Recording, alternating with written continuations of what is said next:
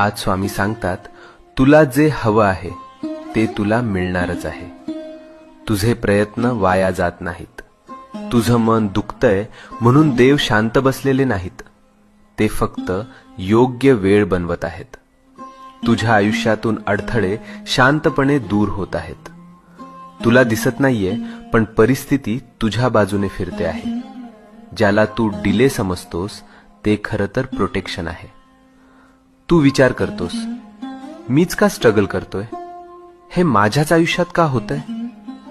कारण स्वामी तुला तयार करत आहेत. तू जे मागितलं आहेस ते मोठं आहे, आणि मोठ्या गोष्टी मिळायला मन, विचार आणि आत्मविश्वास तयार असणे गरजेचं असतं. आज स्वामींची कृपा तुझ्या भोवती आहे.